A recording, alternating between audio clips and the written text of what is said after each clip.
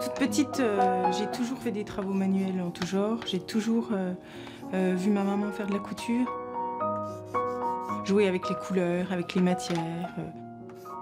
Pour moi, c'était évident qu'il fallait apprendre à coudre.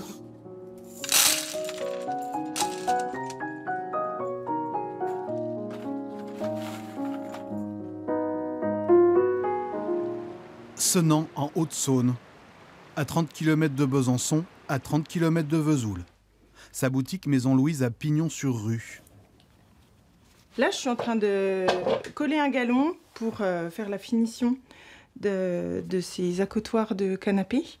Donc en fait, on a toujours le choix de cacher la fixation du tissu, soit par des clous de déco, soit par un galon. Là, le client, il a fait le choix de poser un galon ton sur ton.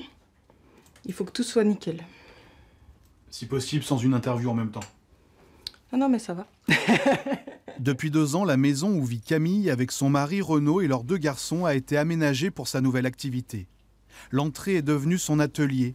La salle à manger a été transformée en bureau et showroom pour les clients. Camille est désormais tapissier décorateur. Je suis allée en formation à Lyon dans un organisme privé. J'ai fait une année scolaire à Lyon. En fait, je rentrais tous les week-ends à la maison. Je suis devenue étudiante. Après, je me suis présentée à l'examen du CAP tapissier en candidat libre. Donc, j'ai présenté l'examen que j'ai validé avant de pouvoir créer mon entreprise. Dans son ancienne vie, cette maman a parfois été loin de ses petits. On verra qu'elle a surtout été loin de ce qu'elle voulait au fond d'elle. En tout cas, son nouveau métier lui donne le temps d'en consacrer à sa famille. Ça n'a pas de prix. Ça vaut tout l'or du monde. C'est une évidence. La vie, c'est maintenant. Hein. C'est pas quand ils auront grandi qu'ils seront partis. Donc être présente au quotidien avec eux, c'est absolument génial. Puis c'est un autre rythme de vie. En fait, je travaille, je fais largement 35 heures, je fais même beaucoup plus.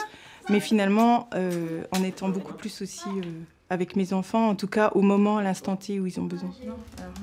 C'est le jour et la nuit. C'est vrai que l'épanouissement professionnel a ramené un peu de sérénité dans la famille et je pense aussi pour elle beaucoup plus de confort et moins de tourments. Parce que si tout va bien maintenant, le chemin a été compliqué. Le tailleur de l'école hôtelière, donc acheté pour aller en entretien, pour rentrer à l'école. Et puis il m'a suivi toutes ces années d'hôtellerie. Le métier de sa vie à Camille, ça devait donc être l'hôtellerie. C'est à l'école qu'elle a rencontré Renaud, son futur mari. Ensemble, ils auront géré des établissements, servis dans de grands palaces. Ça devait être le métier de ma vie. Ça, il n'y avait pas de doute là-dessus. Si on a bien des certitudes, voilà. Ça, c'en était une, parce que quand on travaille dans l'hôtellerie, on ne peut pas se retrouver au chômage, c'est pas possible. Malheureusement, des problèmes de santé récurrents aux hanches l'obligent à stopper. Elle a 24 ans et change du tout au tout. Elle devient conseillère auprès des jeunes dans des missions locales. Voilà. C'est un métier que j'ai adoré.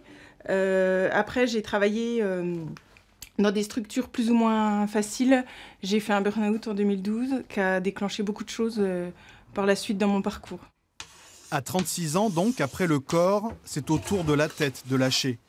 Elle sera arrêtée 7 mois, avant de retourner en mission locale et de définitivement se dire que cette vie n'était pas la bonne. Il y avait quand même un décalage entre ce que je voulais vraiment au fond de moi et ce que je faisais au quotidien. La plus grosse peur, je pense, c'est le saut dans l'inconnu. C'est la peur de ce qu'on va trouver. Est-ce qu'on va réussir à mettre en place les choses telles qu'on les a imaginées? Est-ce qu'on les a vraiment imaginées telles qu'elles vont être? Et c'est lâcher quelque chose qu'on connaît. C'est comme lâcher le trapèze. Hein. Celui-là, ça, aujourd'hui, j'ai un métier qui me ressemble. Je crois que j'ai enfin trouvé, j'ai le courage de faire les choses, d'écouter la petite voix intérieure et de me réaliser à travers ce métier-là. Si on est prêt, si ça fait un moment que ça tourne en boucle dans la tête, il faut foncer, il faut y aller. Moi, du jour où j'ai décidé d'être tapissier décorateur, tout s'est enchaîné à une vitesse incroyable et c'est comme si les planètes s'étaient alignées. Demain, nous allons faire la connaissance de Julie. Elle nous expliquera pourquoi, pour elle, il était devenu vital de remettre les pendules à l'heure.